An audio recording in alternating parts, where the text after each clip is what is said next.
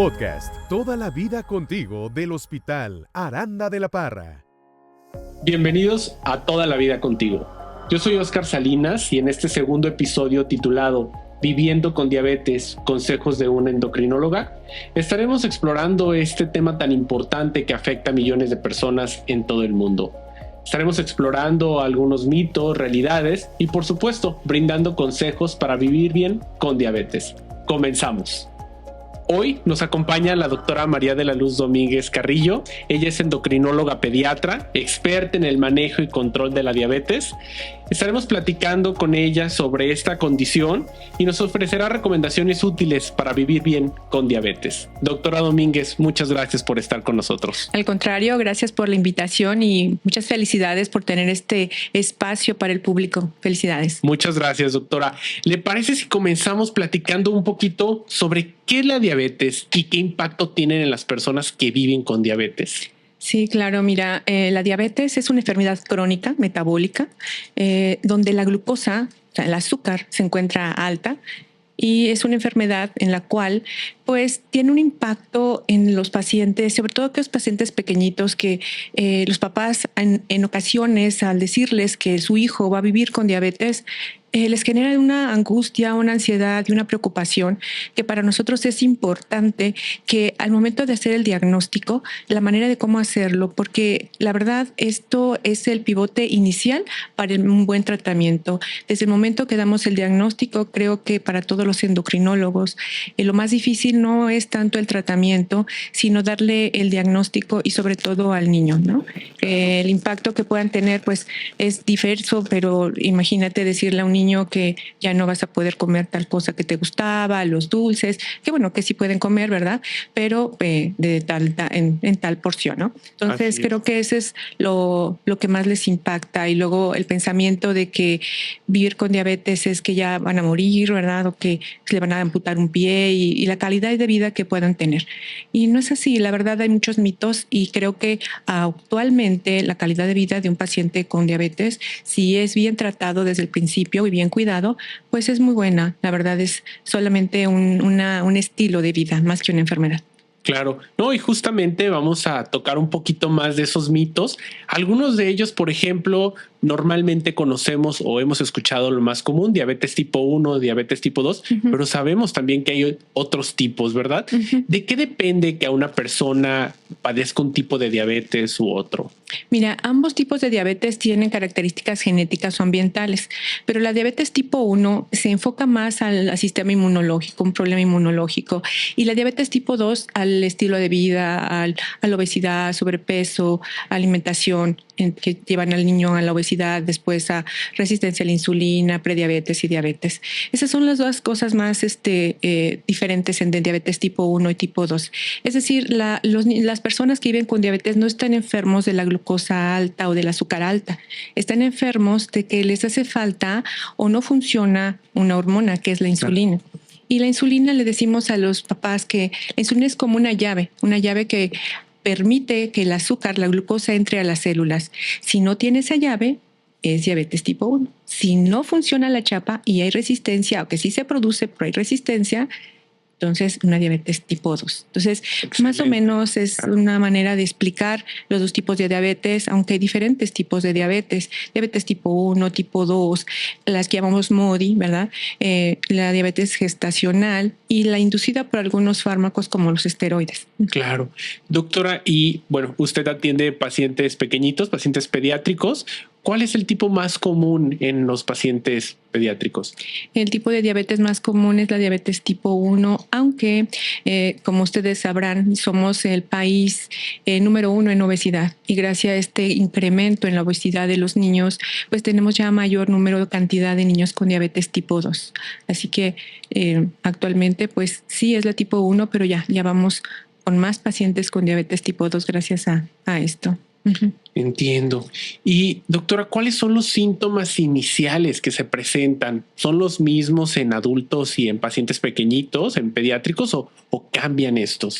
Bueno, la enfermedad como una patología y una historia natural de la enfermedad normalmente empiezan a tener cansancio orinar mucho, que le llamamos poliuria, empiezan a tener mucha hambre, polifagia le llamamos nosotros, comen más, se cansan, van mucho al baño a hacer pipí, los niños se levantan en la noche y es un dato que les llama la atención a los papás, acuden al médico por eso. Si no toman esta precaución o no tienen o no, por alguna manera, no se dan cuenta, los niños cuando tienen alguna enfermedad o alguna intercurrencia como una gripa, diarrea, entonces puede venir ahí una descompensación y lamentablemente la mayoría de las veces se dan cuenta ya cuando llegan en un estado de cetoacidosis diabética.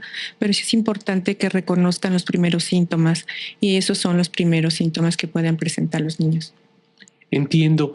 Y también el peso es algo interesante ahí, ¿no? Porque en algunos casos hay pacientes que van reduciendo, que van perdiendo peso y otros que van ganando peso con la diabetes, ¿no? Entonces también sería algo que tenemos que estar al pendiente, que estar cuidando. Sí, claro, porque por ejemplo, a veces dicen, no, está comiendo mucho y está bajando de peso. No, o sea, está pasando algo, porque si está comiendo mucho, no es normal que esté bajando de peso, ¿no? Claro. Entonces tenemos que ver qué es lo que está pasando ahí, ¿no? Y es entonces cuando recomendamos que se hagan algún estudio en la sangre para ver cómo están esos niveles de azúcar en su sangre. Por supuesto.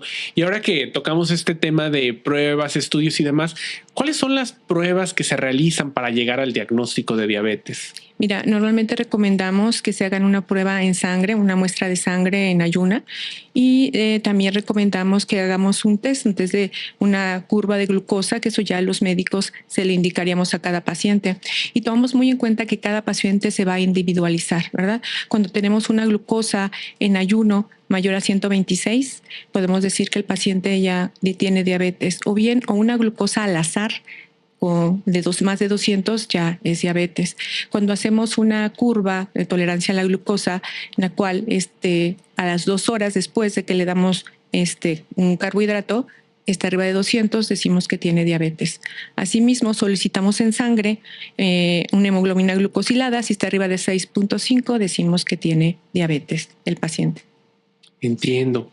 Y doctor, hace un momento platicábamos que juega por ahí un papel importante la genética y algunos factores del estilo de vida. Uh-huh. En cuanto a estos factores, ¿cuáles podemos modificar o cómo podemos hacer para prevenir la diabetes? Y creo que esta es una pregunta muy importante, Oscar, y creo que el pilar importantísimo es la prevención, más que el hacer el diagnóstico, sino prevenir. Y lo que decimos es que cuando veamos a niños que tengan obesidad, sobrepeso, con aquella manchita en el cuello, inferir que puede tener resistencia a la insulina y llevarlo al médico de inmediato. Recomendarles una buena dieta, cambios en el estilo de vida, ejercicio. Si no tienen diabetes, pues no hay que quitar, hay que educar. Sobre todo educar qué es lo que deben de comer. No hay que decirles no puedes comer porque todavía no tienen, ¿sí? Simplemente educarlos, qué es lo que sí pueden comer y qué es lo que no pueden comer. Porque estamos hablando de un niño, ¿no? Entiendo. Y doctora, ahora, cuando ya se presenta la enfermedad, alguien que es diagnosticado con diabetes, ¿qué cambios necesita hacer en su vida para llevar la enfermedad? Mira, esto es de verdad una pregunta en que yo te podría decir que los cambios que toman inicialmente los pacientes va a depender mucho también del ambiente, del ámbito en la familia, ¿verdad? Entonces, la educación es un pilar, la educación en diabetes es un pilar fundamental para el tratamiento de los niños con diabetes.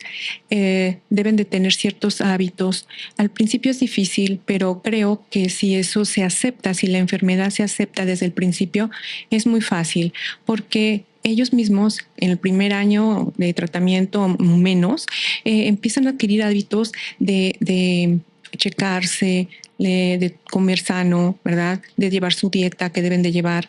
Cada niño se individualiza, se le da un plan de alimentación a cada uno, se les enseña a contar carbohidratos, se les enseña a aplicarse la insulina a papás y a niños, y también se les enseña a checarse y a tomar decisiones. Entonces, lo importante es que acepten inicialmente la enfermedad, que no es una enfermedad, que es un estilo de vida, y como decían por ahí un maestro les decía, es una responsabilidad más que es una enfermedad. Es un cambio que pues un cambio en la historia de la vida que todo mundo debemos tener, la verdad. El vivir con diabetes lleva un estado de vida saludable, que hay muchos, aunque no tenemos diabetes, no la llevamos. Claro. ¿Y se puede manejar la diabetes solamente con ejercicio y dieta? Mira, hay dos tipos de diabetes, como te digo. A mejor te referirás a la diabetes tipo 2. La diabetes tipo 1, pues no produce insulina, definitivamente se debe de sustituir. La diabetes tipo 2, en algunos casos, que pacientes llevan parámetros de glucosa pues normales, de azúcar en rango, ¿verdad? Normales, se empieza a disminuir el metformin porque usamos metformin o la insulina, en su caso que llevaran insulina, y en pocos casos sí pueden llevar con dieta y ejercicio, en algunos casos, pero cada paciente es individual. Sí, claro. Uh-huh. Perfecto. Y doctor, ahorita que platicábamos de medicamentos, hoy en día la oferta de medicamentos es muy variable, cada vez hay más opciones. Uh-huh. ¿Cuáles son las nuevas opciones o qué opciones hay de tratamiento para alguien que se diagnostica con diabetes? Sí, mira, desafortunadamente en la etapa pediátrica tenemos muy pocas opciones. Hay estudios que se han estado realizando y pues ya hay algunos se han introducido, pero primero en adultos y después en niños, y algunos aún no se han aprobado, ¿verdad? El que usamos de insulina para los niños tipo 1, diabetes tipo 1, perdón, y metformin hemos usado en los niños con diabetes tipo 2. Actualmente ya empezamos a usar la liraglutida para ayudar en la obesidad, que es otro medicamento que recientemente se ha introducido para el tratamiento de la diabetes y de la obesidad, así como también glucosúricos que a veces no son autorizados. Primero se autorizan en adultos, después en niños, pero ya poco a poco se van introduciendo nuevos medicamentos.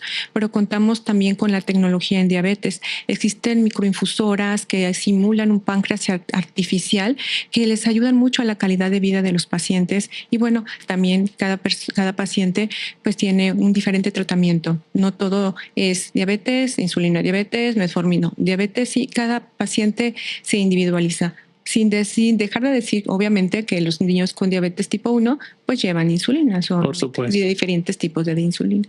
Claro. Uh-huh. Y doctora, ahora platicando un poquito acerca de las complicaciones, ¿qué pasa si la diabetes no se controla adecuadamente? Obviamente suceden complicaciones, pero ¿qué es lo que pasa? ¿Cuáles son las más frecuentes? Sí, mira, las complicaciones más frecuentes de la diabetes son micro o macrovasculares. Un niño con diabetes debe tener un tratamiento multidisciplinario. Esto quiere decir que debe de ser evaluado de sus ojos porque puede tener retinopatía diabética, nefropatía diabética, problemas en los pies. Entonces deben de ser evaluados.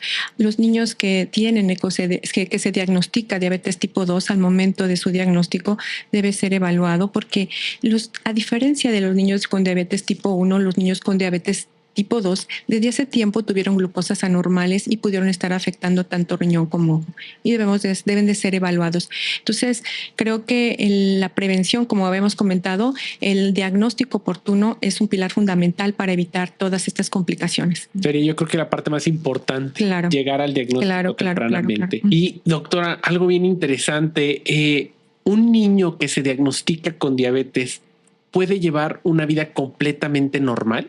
Claro. Un niño que vive con diabetes y como te explico, ellos tienen una vida más saludable porque desde que se les diagnostica, se les educa, se les enseña y saben qué comer, saben cuántos gramos de carbohidrato, de azúcar se comen, cuánta cantidad de insulina se deben de aplicar. Y se les da acompañamiento. Entonces, ellos pueden llevar una vida totalmente normal y no tener todas esas complicaciones que se decía antes que se tenían. Esto era, yo creo, antes. Ahorita la calidad de vida de una persona que vive con diabetes bien tratada, pues puede llegar a tener buena función. No quiere decir que ellos vayan a morir pronto, que vayan a tener las complicaciones de inmediato, no. La verdad, existe ya muchas cosas para poderlos apoyar y que tengan una mejor calidad de vida. Y hablando de mitos y realidades, seguramente usted ha escuchado muchas historias en su consulta, doctora, que la insulina deja ciego, que después de un susto presentaron diabetes.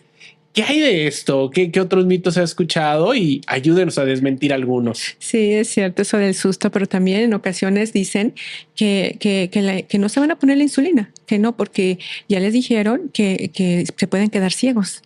Y no, quiero desmentir esto porque la insulina, como les acabo de comentar iniciando el programa, que es la hormona que te va a ayudar porque no están enfermos del azúcar. Ah, yo tengo azúcar, ¿no? Dicen, yo tengo azúcar. No, no, no. Lo que no tienes es insulina o no te funciona bien la insulina, que es una hormona. Entonces, creo que hay que desmentir que la insulina es mala, por eso no se la quieren aplicar, sino que la insulina les va a ayudar a estar bien, a estar controlados, ¿sí? Entonces, creo que es un mito que siempre han tenido, pero poco a poco hay que desmentir esta parte que no es verdad, pues. ¿Qué relación hay sobre los sustos o las emociones fuertes con el desarrollo de la diabetes? No, lo que pasa es que se subió a un juego bien peligroso, se asustó y le dio diabetes a mi hijo. Por eso fue el susto lo que le provocó.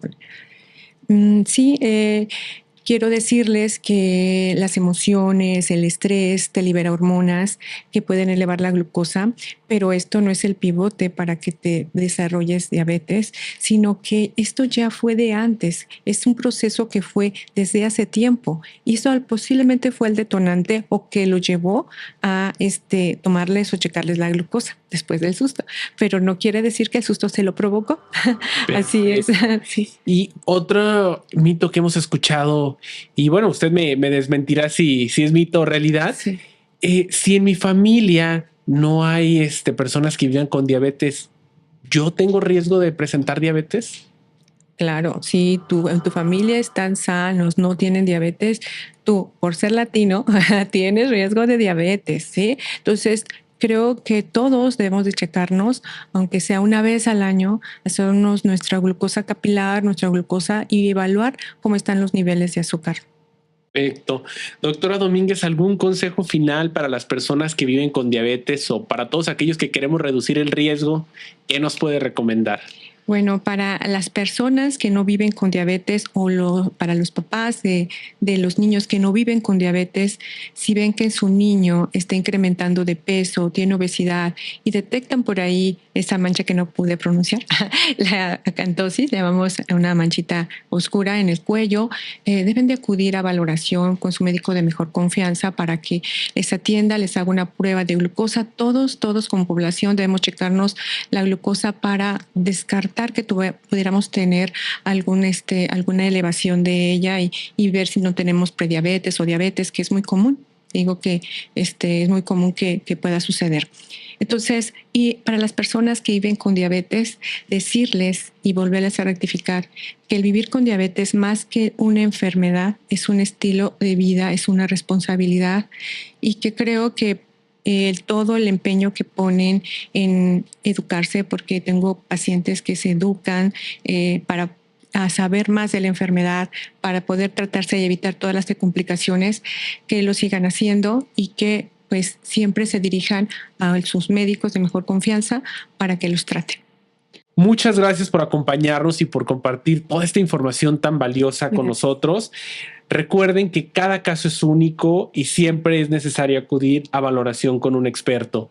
Doctora, usted está aquí con nosotros en Hospital Aranda de la Parra. Sí. ¿Dónde pueden encontrarla o a qué número se pueden comunicar para agendar cita con usted? Gracias.